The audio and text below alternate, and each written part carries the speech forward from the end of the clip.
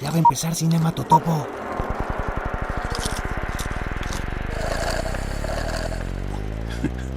Mira, Primor, si no te callas, tendré que presentarte a mi mejor amiga. Se llama Magnum 44.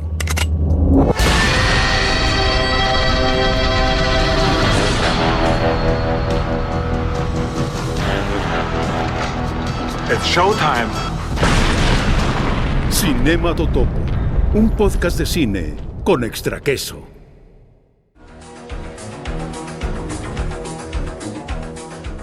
En 1935, Indiana Jones llega a la India, todavía parte del Imperio Británico.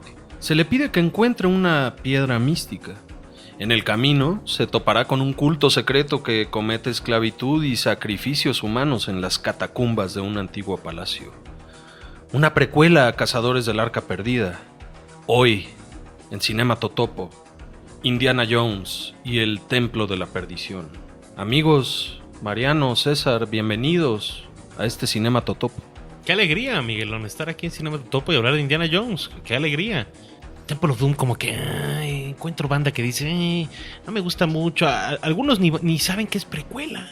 Fíjate nomás. Pues sí, un gusto como siempre estar aquí, Indy, en Cinema Totopo. Que me parece que un buen título alternativo que jamás existió ni existirá sería Indiana Jones desciende al infierno.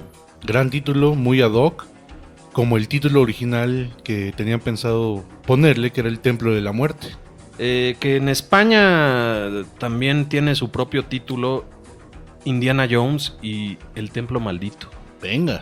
Una historia de George Lucas, una producción de Lucasfilm, con la producción ejecutiva de George Lucas y Frank Marshall y la producción de Robert Watts, nombres muy constantes a lo largo de la franquicia de Indiana Jones.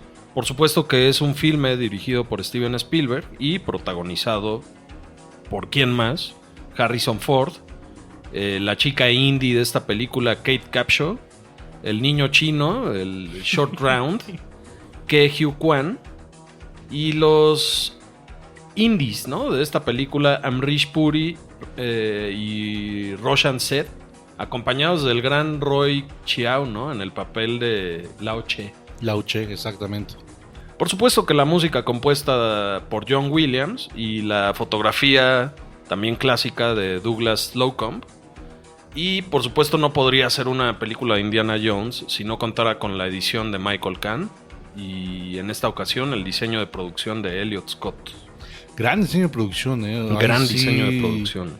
Se tiraron la casa por la ventana con esta película, ¿eh? Todos los sets, las locaciones, el vestuario, los efectos especiales, grandes momentos que nos da esta película. Yo creo que de los momentos más icónicos de una película de aventuras y de acción suceden aquí en Indiana Jones. Como muchos de ustedes sabrán, o si no lo saben aquí se los decimos, pues estas películas de Indiana Jones están inspiradas en los viejos seriales de los años 20, 30 y 40, como Buck Rogers, Flash Gordon. Estamos hablando del periodo de seriales y shows matutinos, sabatinos, específicamente de Republic o de la RKO, ¿no? RKO, exactamente. Y para ustedes que no están familiarizados con un serial era... No existía la televisión en ese entonces, cuando empezaron los seriales, y eran como episodios que pasaban en el cine. Todos los niños, los adultos iban a ver las noticias porque las noticias se daban en cine y después se quedaban a las caricaturas, ya sea de la Warner o de Disney, y después veían un serial. Ya después, cuando se inventa la televisión, estos seriales son editados al formato de televisión y se puede decir que fueron como los precursores de lo que ahora conocemos como series de televisión. Oye, esta película, estrenada en 1984, en un año mágico y espectacular para el cine, ¿no? Y en el que Indiana Jones se levanta como la tercera más taquillera de ese año. Hay que recordar que en el 81, cuando estrenan Cazadores del Arca Perdida, sí es la número 1 en taquilla. Pero repasar un poco de las películas que se estrenaron en ese año: Cazafantasmas, Terminator, Los Gremlins, Karate Kid, Beverly Hills Cop, Pesadilla en la calle del infierno, Viernes 13, el capítulo final, o sea, la 4, Loca Academia de Policías, Conan, La Historia Sin Fin. De verdad es un año que marcó a la cinematografía, por lo menos hollywoodense. Sí, yo creo que es como el boom del cine de los 80s, y además Spielberg estaba en su mero apogeo. O sea, pasó de ser Spielberg el cineasta que había hecho una que otra peliculilla independiente a haber hecho Tiburón, a haber hecho la de Indiana Jones, y ahorita regresaba con Indiana Jones. De hecho, George Lucas presionó mucho a Spielberg para hacer esta película porque como ya era un director muy popular, pues no lo quería perder, y él quería, pues, hacer esta película y que la dirigiera Spielberg. Pero se ve que siempre hubo una como camaradería ahí entre ellos dos que hasta la fecha continúa. Y yo no creo que lo hubiera perdido, la verdad. Yo creo que Spielberg sí la iba a dirigir como fuera. Sí o sí. Y Lucas, por supuesto, casi obligándolo a partir del éxito de Cazadores a realizar las dos que seguían, ¿no? De hecho, empiezan a planear Templo de la Perdición como 2 semanas después de que se estrena en taquilla y contemplando el éxito que había sido, ¿no? De hecho, Lucas, como siempre, porque yo siempre he dicho que es mentira que él ya tenía planeada la trilogía de Star Wars, pues a Spielberg le dijo que él ya tenía planeada la trilogía de Indiana Jones. Al momento de querer hacer la segunda película, Spielberg dijo, órale, pues ¿de qué trata el segundo? Y Lucas dijo, no, pues no tengo ni idea, te mentí, güey, no tengo ninguna historia. Y la trabajaron sobre la marcha. Y ahorita que hablas de Star Wars y la segunda película en su momento de esa trilogía, El Imperio Contraataca, para Harrison Ford, Templo de la Perdición fue su siguiente proyecto, ¿no? Él en alguna entrevista decía que no encontraba como proyectos a su medida o a la medida como de los actores top 10 de esa época, que sí le llegaban guiones pero que no los aceptaba, y que por supuesto la intención o el gran factor de hacer Indiana Jones fue ser dirigido por Spielberg. Exactamente. De hecho, siendo justos, Harrison Ford es Harrison Ford ahora gracias a George Lucas y a Steven Spielberg, que pues le dieron grandes personajes, a Han Solo en Star Wars y ser el protagónico de una película que se volvió, pues, un exitazo, que es Indiana Jones. Y siempre vamos a recordar a Harrison Ford por esos dos personajes. O sea, la historia de Harrison Ford es interesante, ¿no? Y fascinante, porque pues era medio un handyman, ¿no? Un carpintero que en casa de quién andaba trabajando. No sé si lo descubre como Coppola y compañía, pero luego entra ahí a chambear, ¿no? O sea, él siempre quiso ser actor, pero pues para comer trabajaba de carpintero en sets de Hollywood. Entonces, en esta historia de estos cineastas que resurgen, que es Francis Ford Coppola, George Lucas, Steven Spielberg, Martin Scorsese y todos ellos, entre ellos como que había una camaradería y se compartían a los actores. Entonces, cuando se hace el casting de Carrie y de Star Wars, los actores de esas películas hicieron casting para todas las películas. Y creo que sí fue Coppola el que le dijo a George Lucas, oye, pues ¿por qué no casteas a Harrison Ford? De por sí actuó en una de tus películas. Recordemos que él sale en American Graffiti. Y George Lucas quiso saber y se echó el papel así como para ayudar a la lectura y eso, y le gustó a Lucas, y pues ya, el resto es historia. No, y añádale que para Indiana Jones se habían abierto audiciones, ¿no? Claro. Y de alguna manera Lucas o Spielberg, no recuerdo cuál de los dos, no estaban seguros de a quién elegir, cuando todo el tiempo tuvieron frente a sus narices a Harrison Ford, ¿no? Y de hecho también se convierte como en una anécdota curiosa, ¿no? De hecho, cuando estaban preparando la historia, ni siquiera pensaron en Harrison Ford. Ya hasta lo iban a castear, o sea, ya estuvo a 2 de ser Tom Selleck, Indiana Jones. Hubo hasta pruebas de vestuario y sí, claro. Hay fotografía y video, ¿no? De Tom Selleck. Pero que no me parece que desentonara, ¿eh? No, o sea, de alguna manera Tom Selleck también le hubiera quedado ser un super gran macho Indiana alfa. Jones. Claro. En algún universo alterno, Tom Selleck es Indiana Jones y creo que ahí están bien contentos. Y de hecho rechazó Indiana Jones porque le ofrecieron la serie de Magnum. Que tampoco le estuvo tan mal, ¿no? Gran serie. Serie de la infancia también. Magnum P.I. Pero bueno, regresando al tema de Temple of Doom, a ver, el coco de esta película. Entonces, George Lucas se estaba separando de la esposa, ¿no? Y Spielberg también. La principal razón por la que no fue un gran éxito taquillero fue porque las reseñas tampoco decían, ay, o sea, que era una gran maravilla, ¿no? sino que era oscura, que tenía ahí como... O sea, que era el truco del PG-13, ¿no? Casi es el papá del PG-13. Bueno, de hecho, la clasificación se inventa a partir de esta película. Y de Gremlins. Me parece que Spielberg solicita que se cree esta clasificación a la MPAA, a la Motion Picture Association of America, o la Sociedad Americana de Cinematografía. Sí, Spielberg sentía que debía existir una clasificación intermedia entre la PG y la R, ¿no? Uh-huh. Le llama, como dices, a la Asociación Cinematográfica de Estados Unidos, y yo sí entiendo que fue la primera vez que se instauró una clasificación nueva en muchas décadas. Sí, porque muchos papás se quejaron que Gremlins, de Joe Dante, pues que no era para niños, y pues es una película rara también. O sea, Gremlins es en parte comedia, en parte terror. A mí de niño me encantaba, pero sí había momentos que decía, güey, aguas con los Gremlins. Después sale esta película de Indiana Jones y pues es super dark, le sacan el corazón ¿Cuántos corazones? A un esclavo. Hablan como de culto, pues no satánico, pero pues sí como oscuro. Y los papás se volvieron a quejar y la MPAA le dijo a Spielberg, ¿y qué onda con tu movie? Y Spielberg dijo, pues ¿por qué no crean una categoría intermedia, como dice Miguel? Y por eso se creó el PG-13. Menores de 13 años se recomienda que vengan con sus padres. También parte de las malas críticas que recibió en su momento la segunda parte de Indiana Jones tuvo que ver con sus estereotipos raciales, ¿no? Y la violencia explícita, a pesar de que hay humor durante la película y hay varios chistes. Pero en este caso me parece importante señalar que esta película se inspiró en Gunga Din de 1939, como mencionábamos al principio, un filme de la RKO. Con Cary Grant. Con Cary Grant. Y me parece que de hecho en Gunga Din abordan al mismo culto de los Tungis, ¿no? Es un culto muy parecido y sí, está totalmente inspirado en esta película que yo en lo personal jamás he visto. Pero me llama la atención, o sea, sí me llama la atención. Y sí, lo del racismo fue tan fuerte que ni siquiera los dejaron filmar en India. Sí, más adelante que hablemos de las locaciones podemos detallar más esa situación y que a la postre los termina mandando a Sri Lanka. Ajá. Qué raro que sea una precuela, ¿no? O sea, la gran secuela del gran Indiana Jones, una precuela oscura. Y el dato más extraño es que el Lawrence Kasdan, ¿no?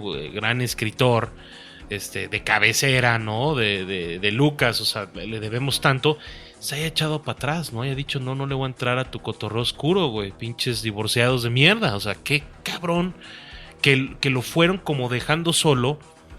O sea, bueno, los fueron dejando medio solos, ¿no? O sea, y se aventaron esta aventura donde tenían todo en contra.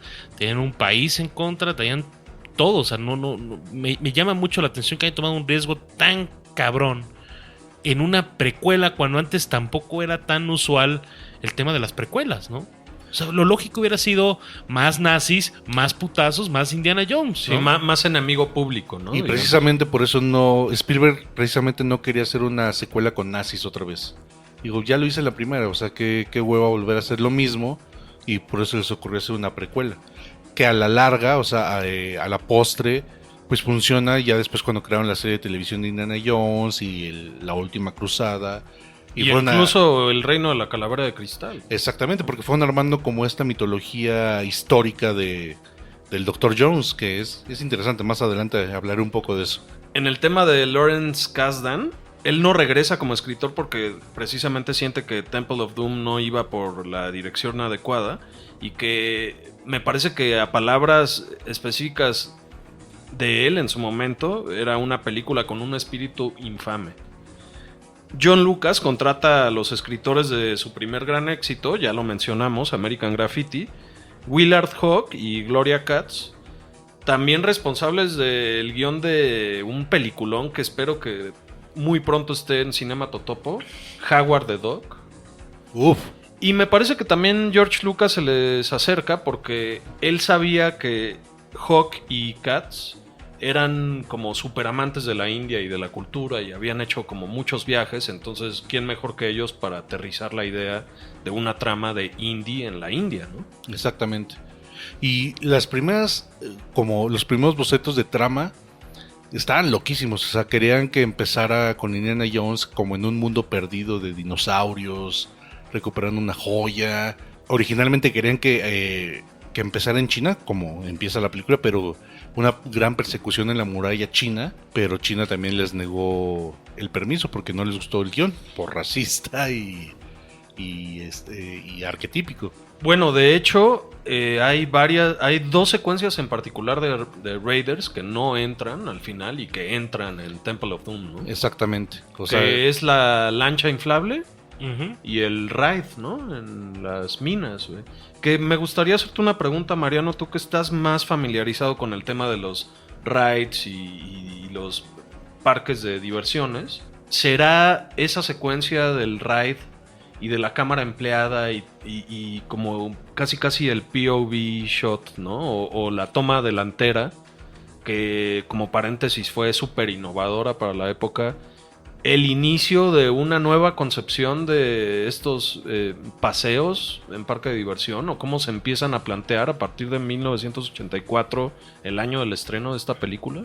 Pues digo, te cambian el minecart por un Jeep, ¿no? En el Ride Indiana Jones de California, ¿no? Pero digo, esa escena nada más, digo, le mereció un Oscar por efectos visuales, ¿no? Entonces, obviamente sí hay una gran inspiración en esta aventura donde vas arriba, abajo en este Jeep, ya sabes, depende en qué época del año vayas a Disney, la intensidad con la que te toca el ride. Si vas como en el mero verano, no, hombre, te avientan, o sea, digo, no te avientan agua, pero te soplan, el Jeep coletea y demás, pero sí, definitivamente sí, mínimo como 2-3 bajadas en el ride sí me recuerdan mucho más. O sea, Temple of Doom probablemente es la principal inspiración de realmente los rides de Indiana Jones en Yo Disney. también, ahora que la volví a ver, me lo pregunté, ¿no? O sea, un ride a oscuras, o sea, porque digo, la mayoría de las grandes escenas de acción de las demás películas de Indiana Jones siempre son como afuera y desierto y coche y demás, pero un ride a oscuras, estás adentro de este templo y demás, y poco a poco vas llegando hacia el fondo y te encuentras con 10,000 cosas y no le veas a los ojos de cristal y te empiezan a perseguir y hay víboras y hay cosas. Sí toma mucho más de Temple of Doom. A mí de alguna manera me recordó en la infancia cuando hacías este paseo a Anaheim a visitar Disneylandia. Por supuesto que también te aventabas los estudios Universal, pero algunos otros se aventaban el Knott's Berry Farm, ¿no? Y yo me acuerdo mucho de una atracción que tenía que ver con minas, e incluso había como maniquís durante el trayecto y te subían a un carrito similar, güey, ¿no? O sea, es más, hasta en el ride de Anaheim tienes un puente y justo hay una estatua de una víbora y te echan como fuego y desmadres, pues estás cruzando un puente, ¿no? Y por ahí como que hacen como el, güey, se va a caer, ¿no? Y como que sí logra salir el Jeep, ¿no?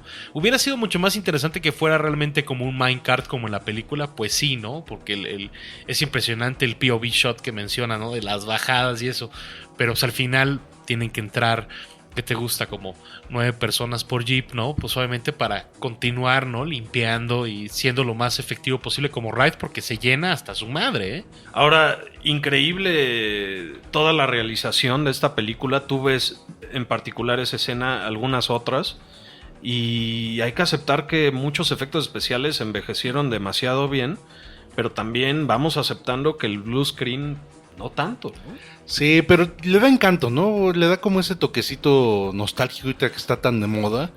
A mí me encanta ver esa como delineación de los cuerpos, de que claramente están frente a una pantalla azul. Pero por ejemplo las pinturas mate de fondo, Bueno, no. o sea, Yo específicamente estoy hablando del blue screen, ¿no? Que es muy constante a lo largo de sí, la película, ¿no? sí. Pero a mí me gusta. De hecho, yo recuerdo mucho, hablando de este universo de George Lucas, cuando salieron los VHS de Star Wars remasterizados por THX en los 90s, pero que todavía se alcanzaba a ver este blue screen, me encantaba. O sea, decía, güey, qué bonito, qué bonito. Vendría siendo lo que ahora los niños de ahora compararían con el CGI. Eso es hecho por computadora. Pero creo que ahora es más obvio. O sea, el CGI es muy obvio que sabes que ahí no hay nada. O sea, que es irreal. En las películas de antes de Indiana Jones, por ejemplo, sí ves que es que hay un blue screen, pero sabes que ahí está Harrison Ford, sabes que, o sea, hay un blue screen para cierto tipo de escenas, pero está el set, que iban a locaciones, que hay un trabajo detrás, pues muy artesanal. Claro, como tú mencionas, las pinturas mate son increíbles desde que ves como este gran templo, ¿no? Del Maharaja en la India, se ve hermoso. Por supuesto, en la secuencia final, la montaña en donde están colgados de este puente, ¿no? Colgante, roto. Una Se cosa- ve espectacular. Hay cosa más Indiana Jones que ese puente. Y por el otro lado, ver películas de Indiana Jones te hace entender o te cae el 20 de cómo esa franquicia logró elevar el nivel en cuanto a, sí, efectos especiales, específicamente de acción real y de la creatividad para realizarlos, ¿no? O sea, es increíble ver documentales de la época y cómo trabajaban los dobles de acción, ¿no? O sea, a mí se me hace espectacular. Realizaron cosas que jamás se habían visto, por lo menos en ese género. Podemos hacer un flashback o un salto en el tiempo al pasado rapidísimo. Cazadores del Arca Perdida, toda la persecución y la secuencia de Indiana Jones en caballo persiguiendo este jeep de nazis, cómo el stuntman pasa por debajo de la camioneta, o sea, es tremendo, ¿no? Y también se nota mucho en varias secuencias de acción de Templo de la Perdición. Es un arte que se ha perdido, lamentablemente. Ahorita, por ahorrarse dinero Hollywood y porque, pues sí, obviamente es más rápido, ya todo lo hacen por computadora, así ya es poco lo que se va a locaciones, ya es poco lo que se hace en efectos prácticos. Y es un arte bien bonito, la verdad. O sea, ¿cuántas películas no se han visto donde piensas que hay un templo o que hay un castillo y es una pintura mate? O sea, y los grandes directores de ese entonces sabían hacer esas cosas. James Cameron, Bueno, James Cameron empezó como bajo ese oficio, ¿no? con Roger Corman, o sea, él hacía las pinturas mate, hizo las pinturas mate y efectos especiales para John Carpenter, ya lo mencionamos alguna vez. Spielberg sabía hacer ese tipo de cosas, George Lucas, o sea, era ingeniárselas. Y ahorita nada más es de, pues te pongo un traje verde y vas a ser Thanos. Bueno, ya les ponen las bolitas ahí de motion capture y les capturan ahí. Hacen un cierto tipo de esfuerzo, o sea, también. ¿no? Y también tiene su mérito, ¿no? Digo, O sea, se gastan la misma o más lana, ¿no? Pero pues no deja de ser un gran logro lo que podían lograr en los 70s y en los 80s. O sea, la verdad es que, pues digo, también creo que Spielberg tomó los riesgos y George Lucas tomó los riesgos y la verdad es que a la larga se nota y se aprecia esa clase de trabajo que ya es muy raro volver a verlo, ¿no? Exactamente, y por ejemplo, los escritores decían que George y Steven son como niños. O sea, cada que salió una idea, se emocionan como niños y dicen, sí, hay que hacerlo así. Y hacían los ademanes como de estar jugando. Y yo creo que eso es lo bonito de, pues, sobre todo de Spielberg, que siempre lo demuestra en sus películas. O sea, él sí lo hace con el corazón. Bueno, y regresando al tema de los dobles, fue tan patente y es tan claro y es tan real que probablemente Temple of Doom sea el origen de la lesión de espalda de Harrison Ford, ¿no? No, o sea, a Harrison Ford, ahorita que hablas de su lesión, pues le ha ido muy mal en Indiana Jones. En la primera le da diarrea junto con todo el crew. En Túnez. En Túnez, y así está filmando Indiana Jones.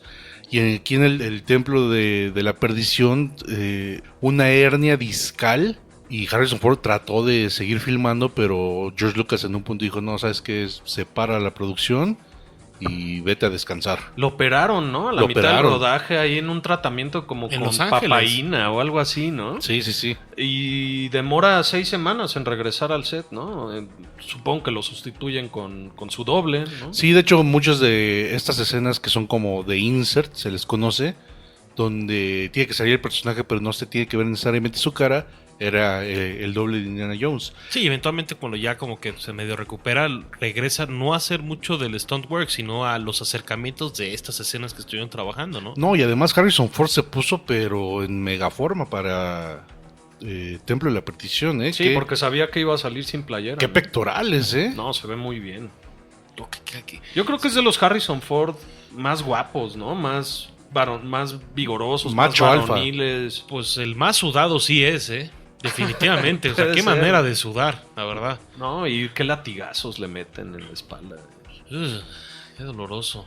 Pero amigos, es momento de ir al intermedio y escuchar la increíble canción que tenemos preparada para ustedes. Disfruten.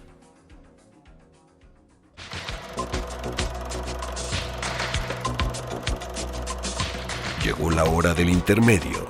Es hora de buscar un refrigerio y estirar las orejas, que ya viene la segunda hora de nuestra permanencia voluntaria. Oye, Richter, no seas un sinvergüenza y tráeme una gaseosa, ¿quieres?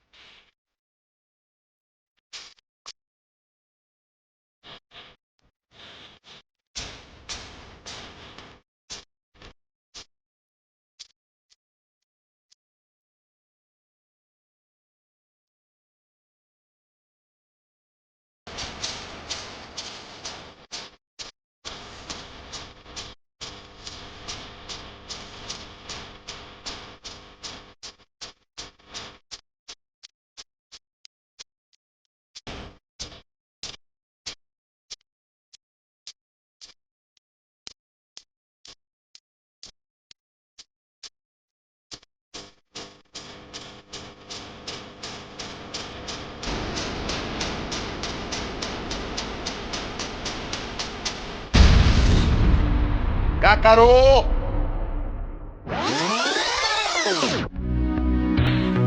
Regresamos a Cinema Totopo, un podcast de cine rebobinable.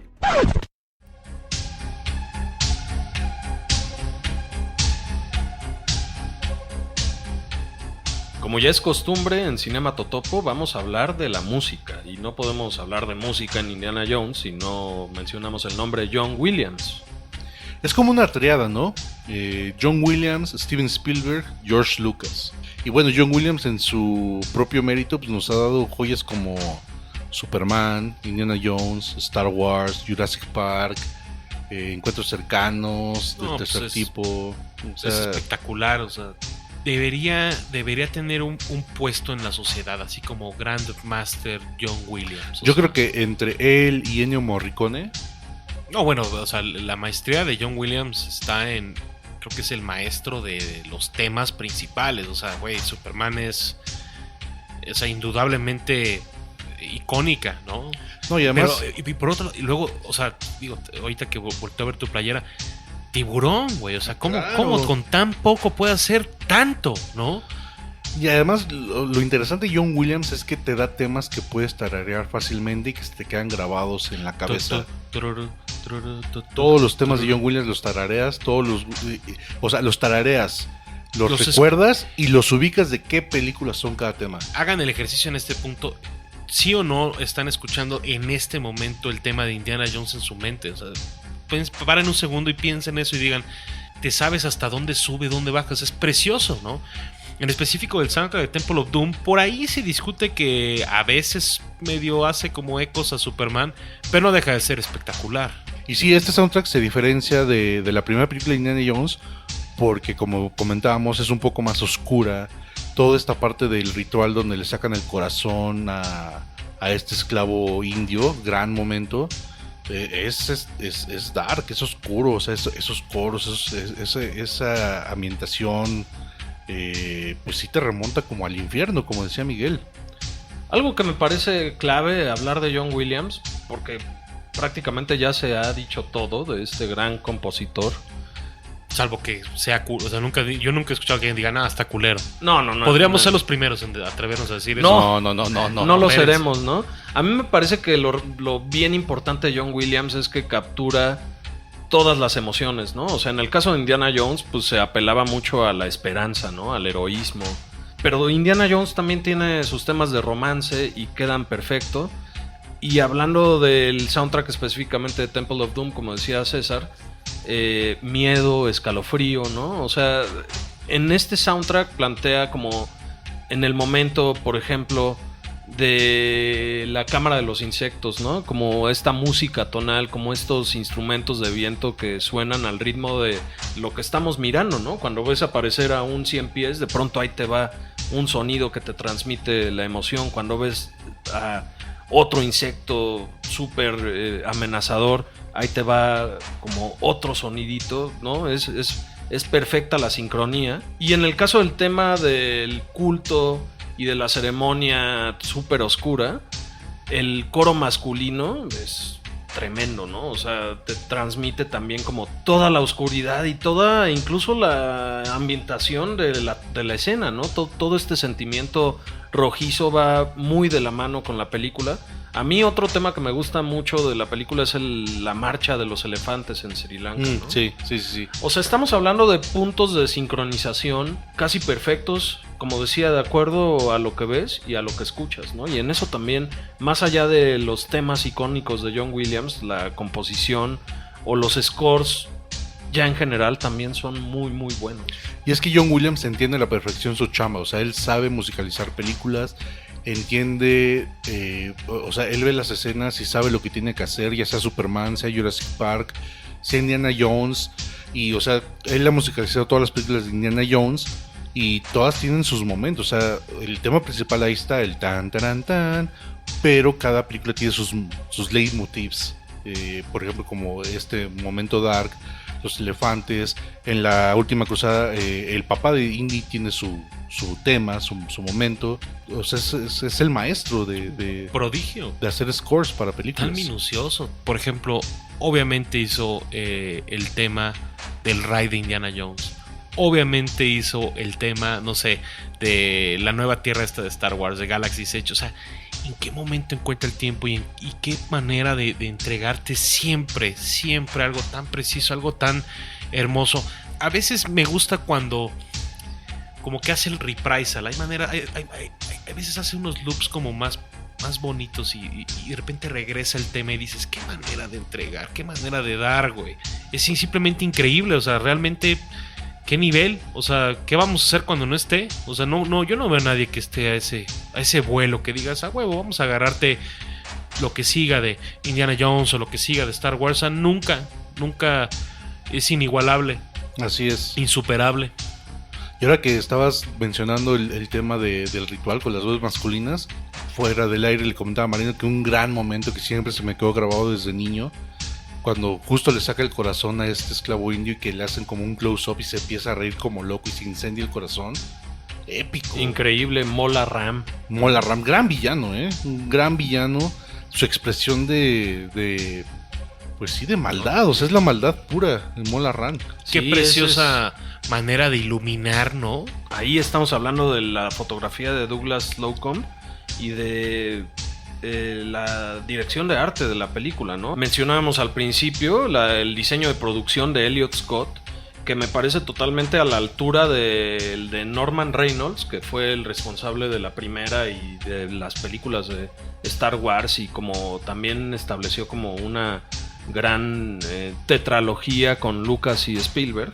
Sí, o sea, esta película está llena de grandes momentos, o sea, me viene a la cabeza la persecución, el musical del principio es curioso, está cotorro. Es como un montaje de las Rockettes, ¿no? Exacto. Y es que entiendo que Spielberg siempre había querido hacer musicales y le dijeron, no, o sea, me parece que es idea de Lucas, ahí como, órale, es tu oportunidad para plantear una gran escena de musical increíble. También. Sí, o sea, y a mí, ¿saben qué me gustaba siempre de las películas de Indiana Jones? Cuando iba a empezar una nueva aventura, que pusieran el mapa mundi, y volar este avioncito, así marcando su viaje. Pues muy de los seriales, o sea, muy de este tipo de aventuras. Oye, y previo a estos mapitas y a esto que compone el mundo de Indiana Jones, tenemos esta gran secuencia de inicio muy a la Bond, ¿no? Es como podemos decir que es Indiana Bond, ¿no? Sí, porque de hecho Steven Spielberg quería hacer una película de James Bond, o sea, él moría por hacer una película de James Bond, y fue cuando George Lucas le dijo, pues que yo tengo un personaje similar. Y entonces en esta secuencia del bar en China sale Indiana Jones con su smoking color blanco, pues exactamente como dice Miguel, muy Bond, y fue como ese homenaje a una de las raíces de la creación de Indiana Jones, que es el mismo James Bond. Incluso como en la tradición muy Bond, muy 007, Indiana Jones se sienta a la mesa con su enemigo en turno, ¿no? Con Lao Che y con sus hijos, ¿no? O sea, es algo que sucede constantemente en la franquicia de Bond, ¿no? Y En el bar Obi-Wan. En el bar Obi-Wan. tú me decías la otra vez, ¿no? Que probablemente fuera como el inicio del fanservice, pero a todo lo que da o... Es extraño, ¿no? Ahorita yo creo que todo el mundo quiere meterte así, un poquito aquí, un poquito de fanservice por ahí, un poquito de fanservice, pero decía Obi-Wan así en grande, ¿no? Y me imagino que como fans decías, güey, obviamente en los 80s o hasta en los mismos 90s decías, güey, pues obviamente eso es Star Wars, ¿no? Pero curiosamente, aunque lo dice muy en grande, es sutil. Mucha gente no lo nota. O sea, no nota que el bar se llama Obi-Wan. Esos homenajes, esos como fanservices o coqueteos o...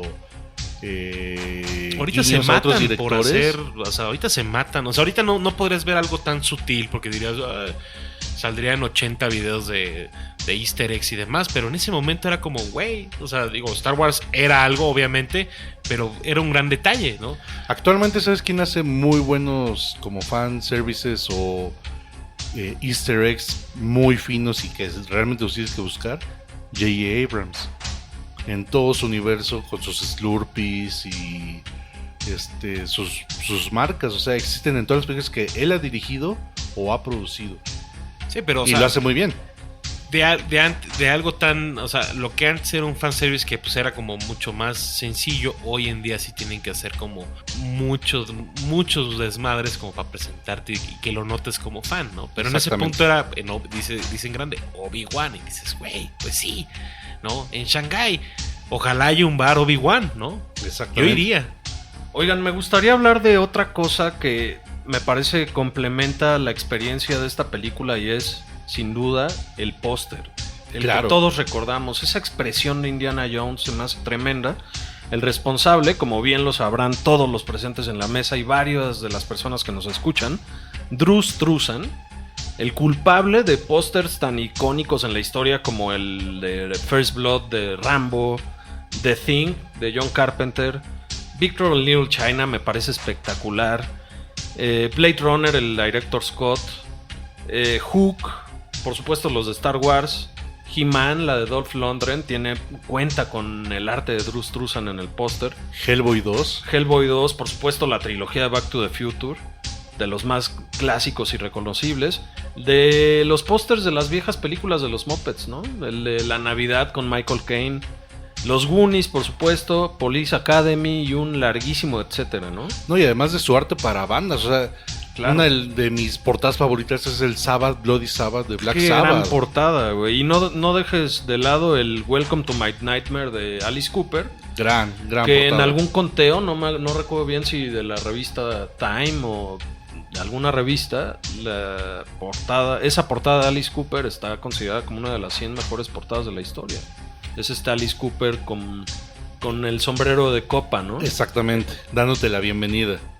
No, Drew Struzan es un maestro, o sea, aquí en esta mesa somos grandes fans del arte de los pósters, que también es un arte que ya se ha perdido. Y Drew Struzan creo que está en el pináculo de este arte, ¿no? Claro, de hecho hay una historia interesante relacionada con este póster. Temple of Doom para Drew Struzan de alguna manera es el parteaguas de su carrera, en el sentido de la explosión gráfica y la composición de los mismos pósters, ¿no? Aquí tenemos a la mano, lo estamos viendo, el póster de la película. Qué manera de dibujar Qué manera Harrison Ford, ¿no? las expresiones, de alguna manera lo de Drew Struzan es importante porque en sus pósters te contaba historias y no muchos pósters gozaron de esa suerte. Y la historia a la que quería llegar es que esta película, Temple of Doom, se estrenó acompañada del póster de otro ilustrador, de Bruce Wolf. No sé si recuerden este póster de Indiana Jones como parado debajo de un arco, Sí, claro. como indio. Ese fue el primer póster original y con el que se estrenó esta película.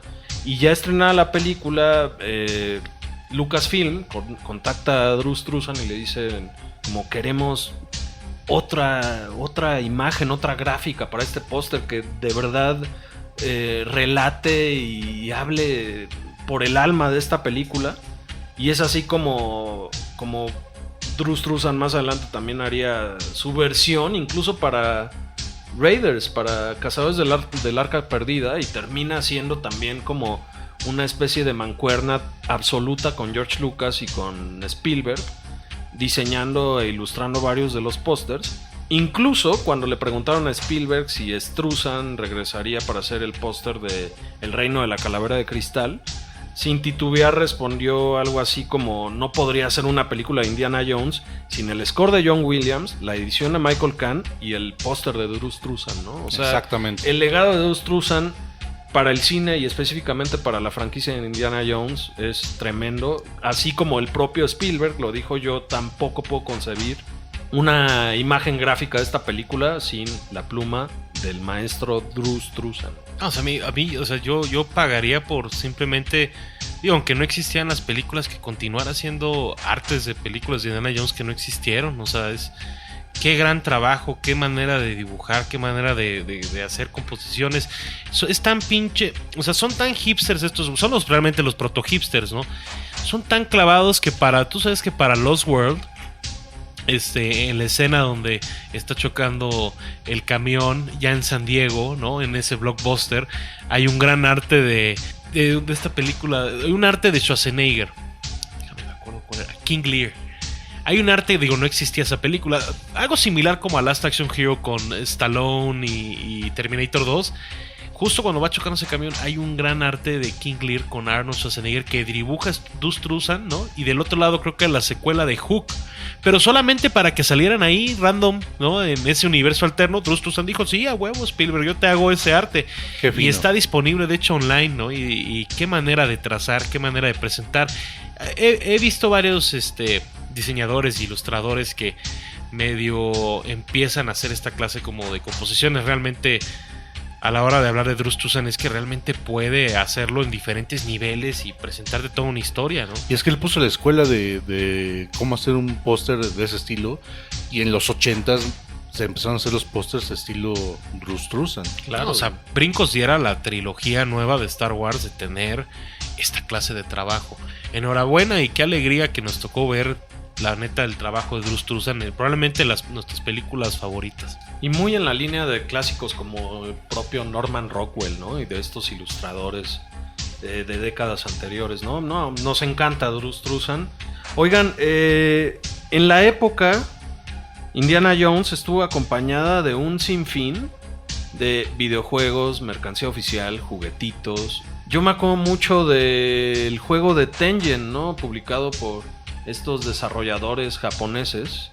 Y me acuerdo mucho también de los juguetes, ¿no? Que en un principio, o para Cazadores del Arca Perdida, fueron publicarlos o producidos, por llamarlos de alguna manera, por Kenner. Y para Temple of the Doom, los responsables, los infames, odiados y amados al mismo tiempo, LJN, responsables de grandes basofias en los videojuegos, grandes juegos caprichosos, pero terribles. Sí, o sea, Kenner tenía la licencia de Star Wars y pues fueron un hitazo, ¿no? Eran de los juguetes más vendidos de ese entonces. Y cuando sale la primera película de Indiana Jones, no sale como se acostumbra ahora, que puedes ver los juguetes meses antes de que se estrene una película en las jugueterías. No, o sea, se estrena Indiana Jones y hasta que ven que es un éxito taquillero, Kenner dice: va, hacemos las figuras de Indiana Jones.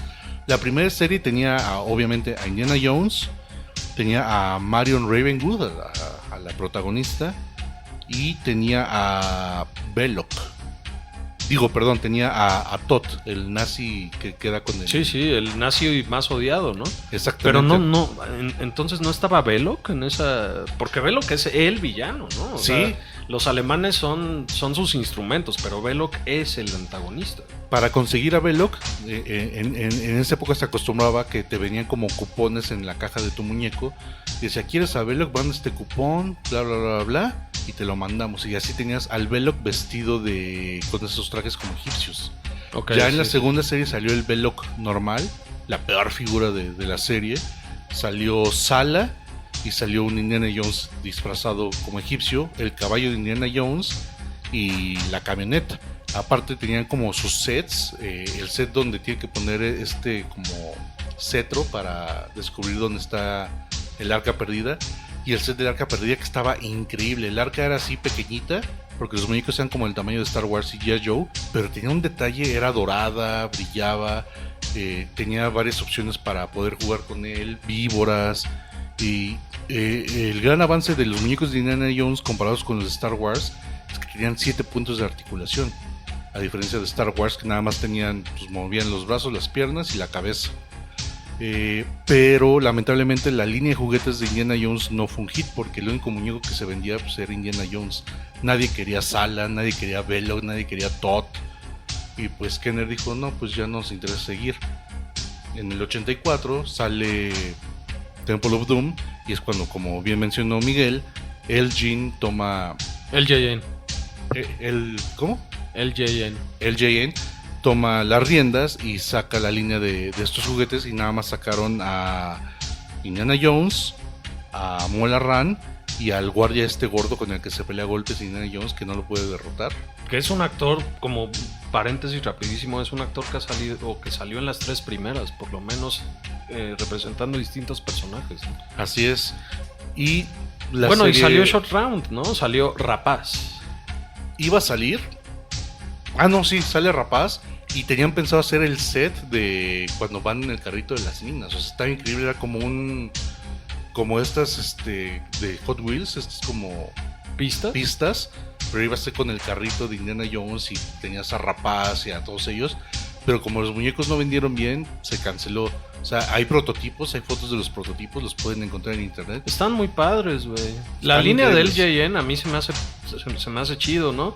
Y es por eso que existe como todo este debate y este odio y este amor por LJN, porque por un lado hacían pésimos videojuegos, pero por otro lado hacían muy buenos juguetes. Claro, recordemos que esta compañía nos dio a los Thundercats, que eran increíbles juguetes. Bueno, yo los recuerdo con mucho cariño de mi infancia. Bueno, estuvieron los LJN de Karate Kid también. Increíbles juguetes. Con ropita de tela y todo. Sí, y con sus mecanismos de acción para dar caratazos.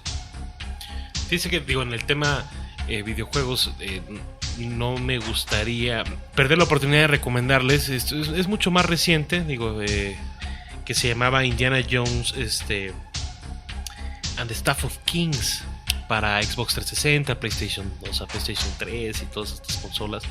Era un juego bastante bueno, pero tenía ese fenómeno, como les platicaba hace varios programas, de historias de, por ejemplo, Pierce Brosnan, una película que nunca existió, pero fue un videojuego que era como Everything or Nothing, ¿no? Con intro, con Bond Girl, con todo. Aquí hubo una situación similar justo con Staff of Kings. Buen videojuego, o sea, sí tenía, obviamente tenía el likeness de Harrison Ford, tenía de alguna manera, no sé si la voz o algún actor de voz, pero tenía una muy buena trama, de hecho. Entonces, no era mucho de usar, tenías la pistola, pero era mucho más de usar el látigo, tercera persona. Lo recomiendo bastante, tengo buenos recuerdos. Es decir, sentía complicado de que pues estarías como 2-3 balas, pero la mayoría del tiempo era ahí con el látigo y chingos desmadres. Desarrollado obviamente pues por LucasArts, ¿no? A ver si algún día nos clavamos en platicar de lo que fue LucasArts para los videojuegos, caray. Ahora que mencionas eso, también recuerdo mucho en la infancia, no sé si recuerdan estos libros de Elige tu propia aventura. Pues había salido una serie de Indiana Jones que había un point and click. Eran bastante buenos estos libros de Indiana Jones y las novelizaciones. Y como dije al principio, hubo una serie televisiva del joven Indiana Jones, que es donde empieza toda esta mitología. Cuentan las aventuras de Indiana Jones desde que es niño con su papá hasta que es adolescente. Y si lo ven en orden cronológico, sí te cuentan la vida de Indiana Jones y entiendes muchas cosas que dicen en La Calavera de Cristal, por ejemplo, de que él fue un agente de la CIA, un agente secreto. Todo eso sucede en la serie de televisión. Se la recomiendo. Oye, ¿tú crees que la serie de televisión o cualquier novelización de Indiana Jones podría haber representado también una comedia tan escatológica como la de la escena del banquete en el palacio? No, jamás. Esa es una gran escena. Es uno de los momentos top 5 de las películas de Indiana Jones, yo creo. Oye, es que funciona también como casi un acto teatral, ¿no? O sea, Spielberg le gustaba como realizar actos teatrales a la mitad de sus filmes, ¿no? Esta escena de hecho es bastante pausada y me gustaría hablar, por supuesto, del menú de gala casi por tiempos, ¿no? O sea, digno de Timón y Pumba, caray. no, totalmente. Empezamos con una serpiente montada con la sorpresa, ¿no? ¿Cuál es la sorpresa? Todas estas culebras que salían del interior, ¿no? Seguimos con el segundo tiempo, que es escarabajos negros en su coraza, que como paréntesis estaban rellenos como de custard, ¿no? Como de crema pastelera. En el tercer tiempo tenemos la sopa humeante de ojos, ¿no? Que increíble, güey. Que también otro gran efecto. Los ojos estaban pegados como al fondo de esta vasija y le piden a Kate Capshaw que raspe con la cuchara para que salgan. Y como postre, ni más ni menos, tenemos los sesos de mono helado, que también estamos hablando de crema pastelera, pero con frambuesa. Exactamente. Se me hace increíble, se me hace uno de los momentos, como decía, de comedia escatológica más grandes en el cine, ¿no? O sea, yo personalmente de niño recuerdo la ceremonia y Calí y todo el sacrificio y, sin duda, el banquete, ¿no? O sea, a mí me gustaría analizarlo próximamente o con más tiempo fuera de micrófono con ustedes, a mayor calma, porque me parece increíble.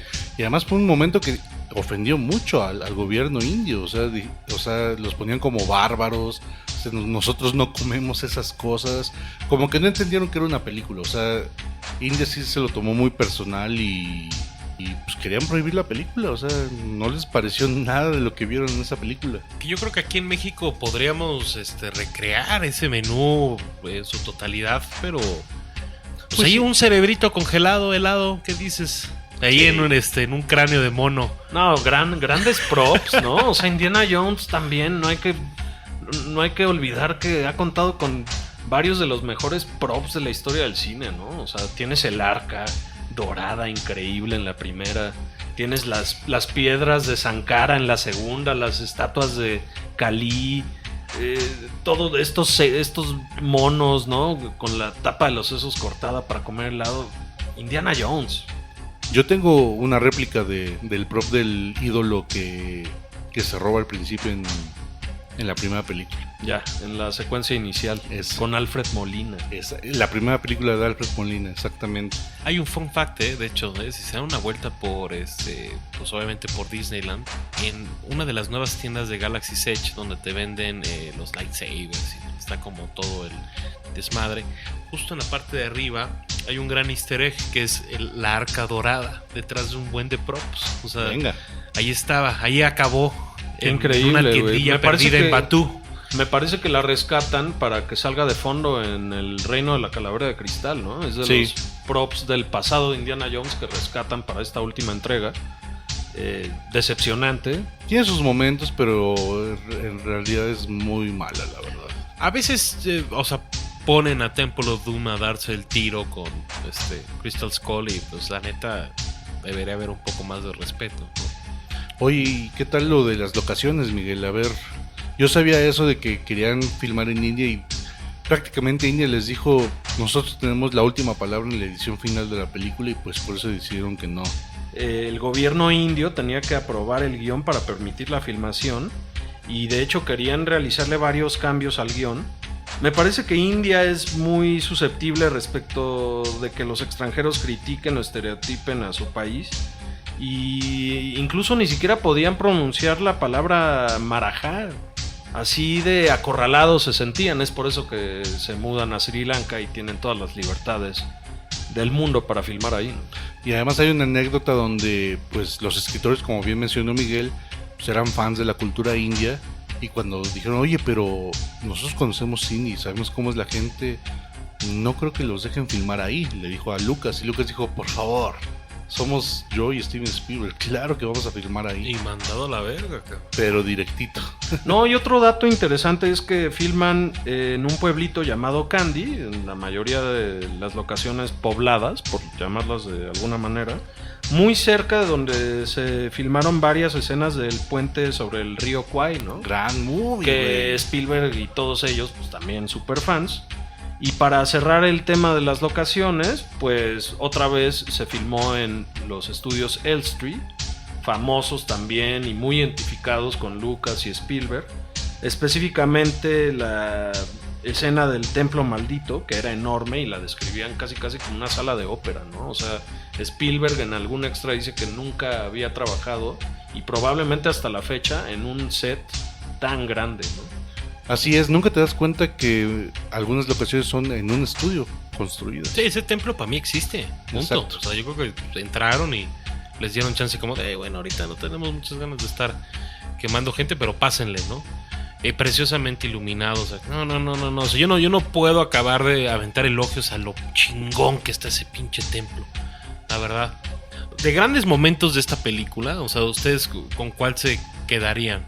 O sea, creo que ya mencionamos sí el banquete, sí la ceremonia, pero a mí la escena de los insectos, muy en el tono de las 10,000 serpientes y culebras que utilizaron en Cazadores del Arca Perdida, me parece también increíble porque también juega con la ñáñara y con el escalofrío y lo realiza perfectamente. Creo que esa es mi tercera escena muy presente de la película. Yo me quedo definitivamente con la última parte, el último cuarto de la película, que es donde empiezan pues los madrazos, se podría decir, esta persecución en carretilla, en estas minas, Indiana Jones sin playera pero con la fedora, el puente colgante, los cocodrilos, el manotazo. Ahorita Miguelón ahí en lo que tenemos este intermedio nos platicaba que cuando Indy le da un manotazo a Shortstop, tiró una, o sea, se me salió una lágrima, güey, ¿no? O sea, el diálogo del chinito, el Indy, I love you, you're my best friend, así como, no me decepciones, tú no eres así, ¿no? Tú eres bueno. Sí me quebró. sí, Porque el niño era un actor nato, hay que recordar que esta era su primera película. uno de los grandes sidekicks. Qué gran papel, güey, qué gran interpretación gran para esa personaje, edad, ¿no? claro o sea, que sí. lo audicionaron ahí en su escuela, en su primaria y órale, ¿no? Me O sea, encanta qué talento natural. la química que tienen, ¿no? Que tienen, es increíble, ¿no? Que a veces el principal problema está en la chava, ¿no? O sea, en la indie girl, por así decirlo. Kate Capshaw. El Willie personaje Scott. se llama Willie Scott. De hecho, ese es mi gran problema con esta película. O sea, desde niño no tolero el personaje, ¿eh? O sea, no lo soporto. Entiendo que esa es su función, Pero entiendo bueno, que si es una tuvieras mimada, malcriada. Una cantante de cabaret que extranjera ahí en Shanghái y de repente ves una aventura con esclavos y un juego de cosas, ¿no crees que se pondría así? Le quieren dar ahí mono helado, ¿no crees que se pondría un poco paranoica? O sea, no es mucho más genuina la experiencia, O sea, yo le entiendo, pero híjole, desde niño este es un gran punto para que no me guste tanto. O sea, la película me gusta, pero ella no la soporté. Dato curioso, en esta película obviamente pues, conoce a Steven Spielberg y es la actual esposa de Steven Spielberg, Kate Capshaw. Así es, incluso Spielberg dice que cada vez que ve las películas de Indiana Jones, Temple of Doom es la que menos disfruta, pero que lo mejor que sacó de esa película pues fue su futuro matrimonio con Kate Capshaw. Y otro dato curioso, Kate Capshaw no tiene el cabello rubio como en la película, se lo tuvo que pues deslavar y pintar para este personaje. Y bueno, y último dato curioso es que Sharon Stone fue una de las que audicionó para ser el personaje de Willie Scott en esta película. Bueno, y barriéndose como otro dato curioso, hablando de Kate Capshaw, para la escena de los insectos se tuvo que tomar así un buen de tranquilizantes. Se dice que había otra escena donde ella tenía que interactuar con serpientes, no podía y se la cambia Spielberg por la de los insectos. Pues, bien dopada, ¿no? Ahora sí. Nos acercamos al final de Cinematotopo. Es momento de calificar Indiana Jones Temple of Doom. Ya lo saben, del 1 al 5, ¿cuántos totopos le darán estos caballeros hoy a Temple of Doom? César, no te veo tan convencido de darle platino hoy a Temple of Doom. Fíjate que Temple of Doom es como un vino, se va apreciando con los años. O sea, de niño era la que menos O sea, ¿te disfrutaba. faltan 30 años para que ya sea platino o qué? Tal vez. O sea, de niño no la disfrutaba mucho, era la que menos me gustaba. O sea, lo comentaba contigo fuera del aire. Jamás la sentí oscura, nunca entendí la queja de los papás. Pero conforme pasa el tiempo y ahorita que la vi para este programa, pues sí la disfruto. todo por culpa de Kate Capshaw, le doy un 4 de 5. Duro, ¿eh? Yo también me sumo al 4 de 5, probablemente... Yo también, de una vez. Órale, 4 de 5, así se queda. Sí, es que les digo, o sea, hasta la fecha, ahorita ya de adulto, el personaje de Will Scott, híjole, inmamable. O sea, esa es Pero su el función, chinito, no el pero- chinito te gana, no No, puedes sí, con claro, eso. me lo tengo aquí en mi corazón, tanto en esta película como en Goonies, pero le falta esa magia que tiene tanto ¿Te en la faltaron primera. nazis o qué pasó? Me faltaron nazis, me faltó Sean Connery, me faltaron muchas cosas. Te faltó la 3. O sea que no vas a emitir ni una opinión, Miguelón. No, o sea, ya. La escena de los insectos, o sea, ¿no te merece un totopo platino por haberlo visto? ¿Sabes qué me merece medio punto más? La sangre de Cali, güey, y el sueño oscuro. La mirada, caray. Se le está prendiendo un fuego, o sea, están quemando al pobre indito este y se le prende el fuego ahí en la mano, el corazón, o sea, ¿eso no te impresionó? Sí, me encanta. Que están colgados. Mola Ram me encanta como villano, a pesar de que aparece como a la hora y 20 de la película. Me fascina, me O sea, fascina. están ahí colgados y le quiere quitar el corazón, ¿eso no te gana? Sí, 4.5. Excelente. Pues sí, amigos, yo me quedo con que al principio pues es probablemente lo más James Bond que ha estado Harrison Ford en su vida. Más allá de que estén en el exótico bar Obi-Wan, ahí en Shanghái, es una gran aventura. Creo que los últimos 40 minutos definen la serie. Probablemente son los mejores 40 minutos de Indiana Jones. O sea, definieron tantas cosas. Verlo en ese puente, ¿no? O sea, verlo así con el machete sin la manga y sudado. Y, o sea, y ya, o sea, lo más John McClane posible. O sea, de ya valió madres. Qué gran escena, ¿no? Y qué manera de todos esos pobres cabrones caer ahí a un acantilado. Bueno, con agua, para todo. despedirnos con el dato de que eran maniquís como mecanizados, ¿no? O sea, se ve increíble cómo van cayendo los maniquís moviendo las piernas, ¿no? Como pataleando. Grande Indiana Jones. Bueno, y es hora de despedirnos, no sin antes agradecer a todos los involucrados en este podcast. Blas García y Jorge Medina, las espectaculares voces de las cortinillas de Cinema Totopo. Manuel Prinsen en la producción de las mismas. Pablo Figueroa, qué grandes artes, me fascinan esta temporada. Y sobre todo, Luis Alfredo Lorenzo, el gran Babis, en la producción de este show. Esperamos que hayan disfrutado mucho este programa de Indiana Jones, Temple of Doom, Templo de la Perdición. Y ojalá no se les ocurra hacer otra más de Indiana Jones, amigos. Nos escuchamos a la próxima.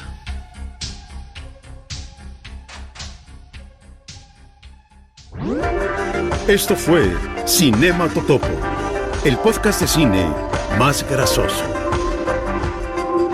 Ojalá haya disfrutado el viaje, señor. Nos escuchamos en nuestra siguiente edición con refresco Jumbo y mucho, pero mucho extra queso. Búscanos en Twitter, Facebook e Instagram como @cinematotopo.